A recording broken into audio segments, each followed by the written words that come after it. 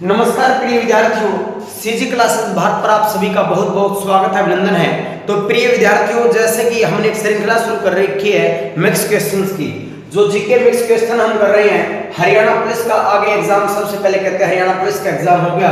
हमारा जो लोगो है सत्यमेव जयते, सत्य की हमेशा जीत होती है और विद्या सर्वगुणा संति, विद्या में सभी गुण है। विद्या सर्वोत्तम धनमस्ति, विद्या सबसे उत्तम धन है। इसी ध्येय के साथ आगे बढ़ते हैं। हरियाणा सीईटी मेंस के जितने भी एग्जाम होने उसके लिए, हरियाणा पुलिस का जो सबसे पहले एग्जाम हो रहे हैं उसके लिए जीके मिक्स क्वेश्चंस आपके रहने वाले हैं। आपको साथ के साथ इनका आंसर भी करना है प्रिय विद्यार्थियों।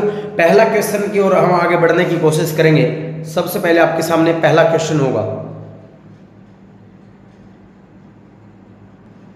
पहला क्वेश्चन आपके सामने रहने वाला है प्रिय विद्यार्थियों।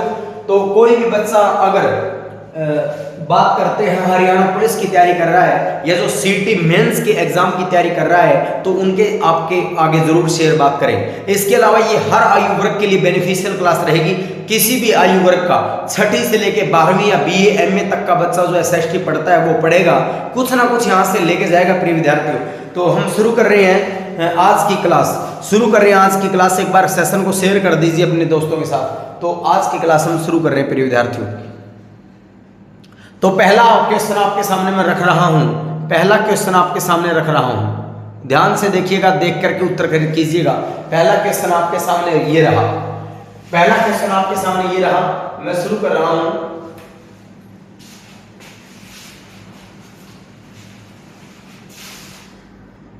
पहला क्वेश्चन आपके सामने ये रहा प्रिय विद्यार्थियों। पहला क्वेश्चन स्क्रीन के सामने है, जल्दी जल्दी से कमेंट बॉक्स में उत्तर देने की कोशिश करेंगे सभी विद्यार्थी। पहला क्वेश्चन आपके सामने ये रहा, पहला क्वेश्चन आपके सामने प्रिय विद्यार्थियों ये रहा। जल्दी जल्दी से आंसर दीजिएगा। हमने 10 क्वेश्चन कर लिए हैं, 11वां क्वेश्चन हमारा ये रहेगा। 11वां क्वेश्चन आपके सामने है प्रिय विद्यार्थियों। हर्षचरित पुस्तक के लेखक कौन है? जल्दी जल्दी बताइएगा कि हर्षचरित पुस्तक के लेखक कौन है। क्वेश्चन आपके सामने कि हर्षचरित पुस्तक के लेखक कौन है, जल्दी जल्दी से बताइएगा प्रिय विद्यार्थियों। अब हम बात करते हैं, देखिए सारी बारीकियों को हम समझेंगे, यहाँ से सारी बारीकियों को समझने की कोशिश करेंगे प्रिय विद्यार्थी। अगर बात करते हैं हर्षचरित पुस्तक के लेखक की बात करते हैं प्रिय विद्यार्थी, तो कौन हो जाएंगे बताइएगा हमें। हर्षचरित पुस्तक के लेखक कौन है तो कौन आ जाएगा? तो आपका ऑप्शन हो जाएगा प्रिय विद्यार्थियों वाण भट्ट। क्या आंसर हो जाएगा आपका? वाण भट्ट। इन्होंने पुस्तक और भी लिखी थी, जल्दी जल्दी से कमेंट बॉक्स में उत्तर दीजिएगा। हर्षचरित पुस्तक के लेखक कौन है तो वाण भट्ट है। ठीक है, तो कौन कौन सी इन्होंने पुस्तकें लिखी थी? तो एक तो इनकी पुस्तक का नाम हो गया हर्षचरित, एक इनकी पुस्तक का नाम हो गया हर्षचरित, और दूसरी का जो नाम था वो था कादम्बरी। क्या नाम था? कादम्बरी। हर्षचरित और कादम्बरी पुस्तक के लेखक कौन हो गए? तो आपके वाण भट्ट हो गए। हर्षचरित और कादम्बरी इन्होंने 2 पुस्तक लिखी। अगर मैं बात करता हूँ हर्षवर्धन ने 3 रचनाएं लिखी हैं प्रिय विद्यार्थियों। हर्षवर्धन ने 3 रचनाएं लिखी हैं। वो 3 रचनाएं कौन कौन सी हैं ध्यान से देखिएगा। पहली जो इनकी पुस्तक है, इनकी 3 पुस्तक है। एक इनकी है नागानंद, एक पुस्तक का नाम, नाटक का नाम है नागानंद, एक का नाम है रत्नावली और एक का नाम है प्रियदर्शिका। एक का नाम है प्रियदर्शिका। तो इन्होंने कितने पुस्तकें लिखी हैं? तो इन्होंने कुल 3 नाटक लिखे हैं। हर्षचरित पुस्तक के लेखक कौन है तो वाण भट्ट हो जाएंगे। ये किसके दरबारी कवि थे? ये हर्षवर्धन के थे। हर्षवर्धन राजा जो हुए उन्होंने 3 नाटक लिखे हैं, नागानंद, रत्नावली, प्रियदर्शिका। अब बात करते हैं चाणक्य की। चाणक्य किसके पीएम थे? अगर मैं बात करता हूं प्रधानमंत्री थे तो किसके थे? चंद्रगुप्त मौर्य के। किसके थे? आपके जो हो जाएगा वो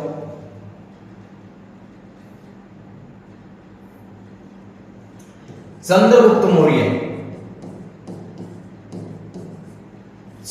मौर्य के क्या थे? ये आपके दरबार के अंदर पीएम थे, यानी कि प्राइम मिनिस्टर थे, प्रधानमंत्री थे। ये भी आपको पता होना चाहिए। चाणक्य किसके दरबारी कवि थे? तो जो चाणक्य हैं वो किसके प्रधानमंत्री हैं? चंद्रगुप्त मौर्य के प्रधानमंत्री हैं। इन्होंने जो बुक लिखी उसका नाम क्या है प्रिय विद्यार्थियों? अगर मैं इनकी बात करता हूं तो इनकी पुस्तक का नाम क्या है? अर्थशास्त्र है। क्या नाम है? अर्थशास्त्र है। अर्थशास्त्र इनकी पुस्तक का नाम हो जाएगा। अगर मैं बात करता हूं कालिदास की, तो कालिदास ने 7 रचनाएं लिखी हैं प्रिय विद्यार्थियों। मैं बारी बारी से सातों का नाम बता दूंगा, लेकिन फिलहाल के लिए इनकी सबसे प्रसिद्ध रचना आपको याद रखनी है। वो कौन सी है? सबसे प्रसिद्ध रचना इनकी है वो है अभिज्ञान शाकुंतलम। अभिज्ञान शाकुंतलम, अभिज्ञान शाकुंतलम इनकी राजा दुष्यंत और रानी राजा दुष्यंत एक भारत के राजा हुए हैं जिनका नाम हुआ है हस्तिनापुर के राजा दुष्यंत, और शकुंतला की प्रेम कथा का वर्णन है। भारत का नाम जो भरत के नाम पर पड़ा वो राजा दुष्यंत और शकुंतला का पुत्र था, तो उन्हीं के ऊपर ये बुक लिखी गई अभिज्ञान शाकुंतलम, उनकी प्रेम कथा को दर्शा रही है।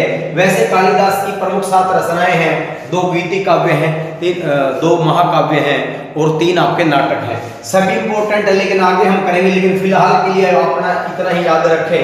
अगर बात करते हैं हर्षचरित, बात करते हैं हर्षचरित पुस्तक के लेखक, तो आपका ये आंसर सही हो जाएगा।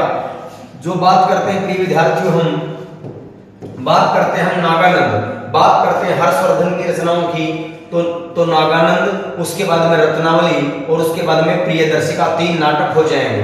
अगर बात करते हैं चाणक्य की, तो इन्होंने पुस्तक लिखी अर्थशास्त्र। अगर बात करते हैं कालिदास की, तो अभिज्ञान शाकुंतलम, और एक पुस्तक और इनकी प्रसिद्ध है मेघदूतम। मेघदूतम ये गीति काव्य है और अभिज्ञान शाकुंतलम इनका नाटक है। इनकी कुल 7 रचनाएं मिलती हैं जो बहुत अच्छी हैं। 7 का नाम आपको मैं बता देता हूं। अभिज्ञान शाकुंतलम, विक्रम उर्वशीयम, मालविक अग्निमित्रम, ये 3 नाटक हैं। रघुवंशम कुमार संभवम, ये 2 महाकाव्य हैं, और ऋतु सहारम और आपका मेघदूतम, ये 2 गीति काव्य हैं। तो टोटल 7 रचनाएं इसकी। यहाँ से कितने क्वेश्चन हमने कर लिए? हर्षचरित पुस्तक के लेखक कौन है? अब यहाँ पर अगर हर्षवर्धन का जिक्र आया तो हर्षवर्धन का टाइम पीरियड देख लेते हैं। जो हर्षवर्धन थे, हर्षवर्धन 606 से लेकर के 647 ईस्वी तक थानेसर, हरियाणा के कुरुक्षेत्र के अंदर जो पड़ता है थानेसर, वहां के ये राजा रहते हैं।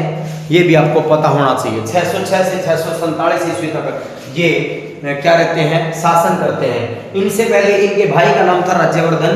उनका टाइम पीरियड अगर पूछ ले तो 605 से लेकर के 606 ईस्वी, क्योंकि 1 साल ही राजा किया। उसके बाद कन्नौज के राजा ग्रहवन मोखरी इनका युद्ध हो गया था, आपको ये भी पता होगा। पुलकेशिन द्वितीय के साथ भी इसका युद्ध हुआ था नर्मदा नदी के किनारे। इनके दरबारी कवि खाए थे, उनके बारे में भी मैं आपको बताऊंगा आगे। तो यहाँ से क्लियर होना चाहिए हर्षचरित पुस्तक के लेखक कौन है, तो वो बाणभट्ट है। बाणभट्ट की 2 रचनाएं हैं हर्षचरित। अगर पूछ ले हर्षचरित में किसका वर्णन है, तो हर्षचरित में जो पुष्यभूति वंश है उनके राजाओं का वर्णन का किया गया है। हाँ, पुष्यभूति वंश में नंदीवर्धन, राज्यवर्धन प्रथम, प्रभाकर वर्धन, राज्यवर्धन द्वितीय और आपका आदित्यवर्धन भी थे, और आपका ये राज्यवर्धन और हर्षवर्धन ये राजा हुए हैं। ठीक है, तो पुष्यभूति वंश था ये, आपको वर्धन वंश भी बोलते हैं, पुष्यभूति वंश भी बोलते हैं। इनके पिता का नाम प्रभाकर वर्धन था, माता का नाम यशोमती था। ठीक है, तो इस प्रकार ये राजा बनते हैं। और बाद की बात करते हैं इनके नाटकों की। इनके दरबारी कवि आए थे हवेनसांग, उन्होंने भी बुक लिखी थी सीयू की, जिसका मतलब होता है पश्चिम का वृतांत। यात्रियों का राजकुमार किसको बोला जाता है? शाक्य मुनि नारायण पंडित, उनको नाम दिए जाते हैं हवेनसांग को, आगे मैं आपको बताऊंगा। यहाँ से इतना याद करें, हर्षचरित और कादम्बरी बुक लिखी बाणभट्ट ने। हर्षवर्धन के 3 नाटक हैं, नागानंद, रत्नावली, प्रियदर्शिका। और अगर बात करते चाणक्य की, तो अर्थशास्त्र लिखा है। कई बार आ जाता है जो अर्थशास्त्र, इसका विषय क्या है, तो पॉलिटी है, राजनीति है। ठीक है, पॉलिटी इसका विषय पूछ लिया जाता है, किसके ऊपर है? अर्थशास्त्र मतलब इकोनॉमिक्स से संबंधित नहीं है, राजनीति की पुस्तक है। चंद्रगुप्त मौर्य के दरबारी कवि थे चाणक्य। कालिदास की बात करते हैं, विश्व प्रसिद्ध बुक अभिज्ञान शाकुंतलम, जिसमें राजा दुष्यंत और शकुंतला के प्रेम कथा का इसमें वर्णन किया गया है। नेक्स्ट क्वेश्चन की ओर आगे बढ़ते प्रिय विद्यार्थियों। अगर क्वेश्चन की मैं बात करता हूं, अगले क्वेश्चन की मैं बात करूंगा यहाँ, तो ध्यान से देखिएगा। नेक्स्ट क्वेश्चन की ओर आगे बढ़ेंगे, लेकिन उससे पहले आपको थोड़ा सा मैं बताना चाहूंगा हर्षवर्धन के बारे में, थोड़ा सा यहाँ पर बता देता हूँ, ध्यान से देखिएगा। अगर बात करते हैं हर्षवर्धन की, किसकी बात करते हैं हम? हर्षवर्धन की।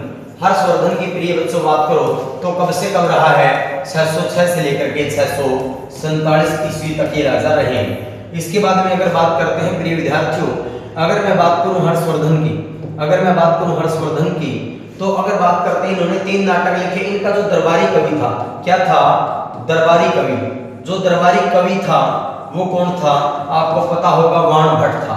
दरबारी कवि कौन था? वाण भट्ट था। ये भी हमने कर लिया है, ठीक है। विदेशी यात्री कौन कौन आए? इनके जो विदेशी यात्री आए ये भी आपको पता होना चाहिए। विदेशी यात्री, विदेशी यात्री कौन आया था? तो उस बंदे का नाम क्या था प्रिय विद्यार्थियों? उस बंदे का नाम था, ये इससे दिखाई नहीं देता, हमें इसी से ही लिखाना पड़ेगा आपको, ठीक है।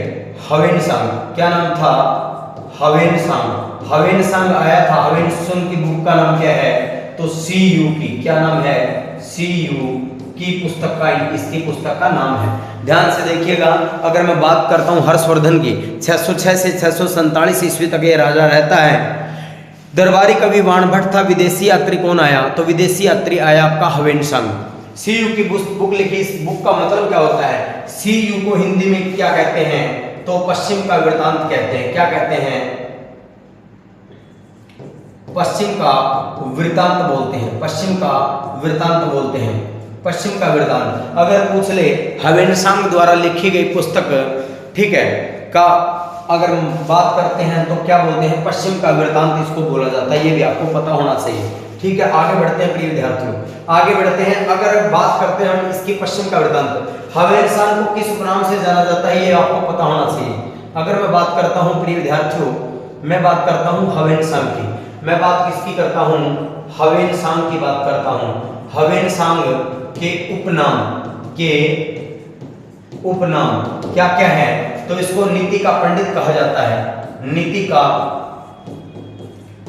का पंडित कहा जाता है, ठीक है। शाक्य मुनि कहा जाता है। शाक्य मुनि भी बोला जाता है, शाक्य मुनि बोला जाता है, या फिर यात्रियों का राजकुमार बोला जाता है। क्या बोला जाता है? यात्रियों का राजकुमार। जितने यात्री है, यात्रियों का राजकुमार, ये सारे किसको हमें वो देंगे? तो ये भी आपको पता होना चाहिए। हवेनसांग के उपनाम क्या क्या हैं? नीति का पंडित है, शाक्य मुनि है, यात्रियों का राजकुमार है। सब सारे किसके लिए शब्द यूज हुए हैं? ये उपनाम किसके हैं? ये सारे के सारे उपनाम किसके हैं प्रिय विद्यार्थियों? सारे के सारे आपके जो उपनाम हो जाएंगे वो किसके हैं? आपके सारे के सारे उपनाम हो जाएंगे वो आपके हवेनसांग के हो जाएंगे। हवेनसांग किसके दरबार में आया? ये हर्षवर्धन के दरबार में आया। ये भी आपको पता होना चाहिए। नीति का पंडित, शाक्य मुनि, यात्रियों का राजकुमार, हवेनसांग के ये सारे उपनाम हो जाएंगे। ये भी आपको पता होना चाहिए। आगे बढ़ते हैं प्रिय विद्यार्थियों, अगले क्वेश्चन की ओर हम बढ़ेंगे, तो ध्यान से देखिएगा। अगला क्वेश्चन आपके सामने आ गया।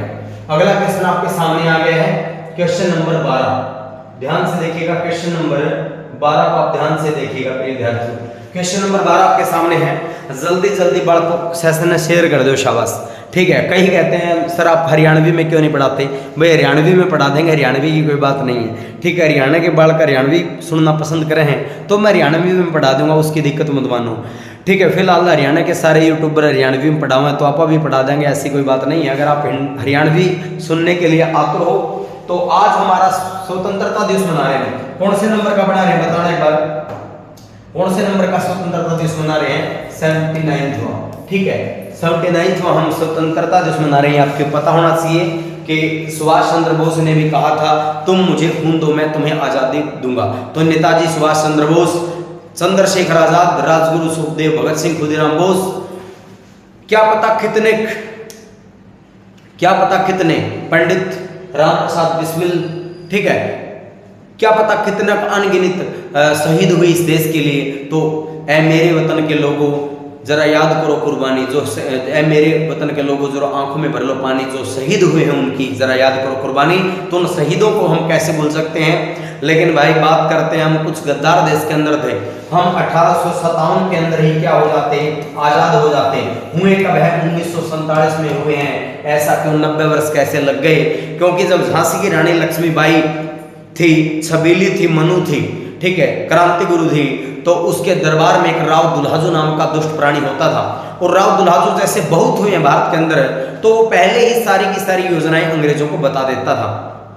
तो उन गद्दारों के लिए भी 2 लाइनें हैं कि अमन बिक रहा है, चमन बिक रहा है, अमन बिक रहा है, चमन बिक रहा है, शहीदों के सर का कफन बिक रहा है, और तो क्या कहूँ रे प्रिय बच्चों, कुछ गद्दारों के हाथों मेरा वतन बिक रहा है, कुछ गद्दारों के हाथों मेरा वतन बिक रहा है। तो प्रिय विद्यार्थियों, ऐसे गद्दारों से आपको सावधान रहना होगा।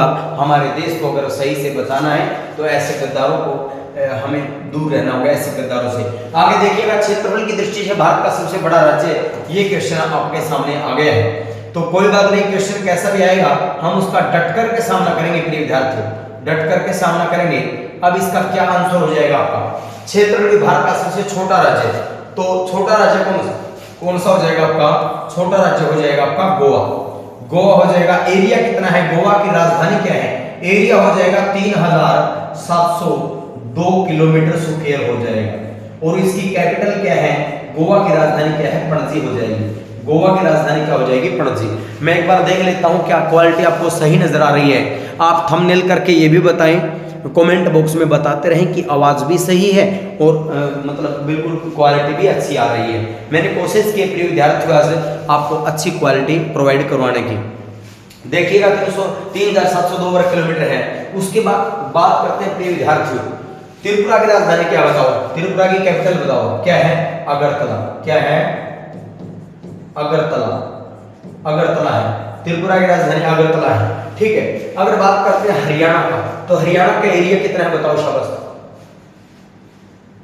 सबसे छोटा राज्य बताना था, सबसे बड़ा राज्य बताओ एक तो आपको अकॉर्डिंग टू एरिया। अगर बात करते हैं एरिया, क्षेत्रफल के अनुसार सबसे जो बड़ा राज्य है वो आपको बताना है प्रिय विद्यार्थियों। बड़ा राज्य कौन सा हो जाएगा बताओ, तो कौन सा हो जाएगा बड़ा राज्य बताओ शाबाश, कौन सा हो जाएगा बड़ा राज्य, तो क्या कौन सा हो जाएगा, राजस्थान। कौन सा हो जाएगा, राजस्थान हो जाएगा। कितना एरिया है, 3,42,239 किलोमीटर स्क्वायर है।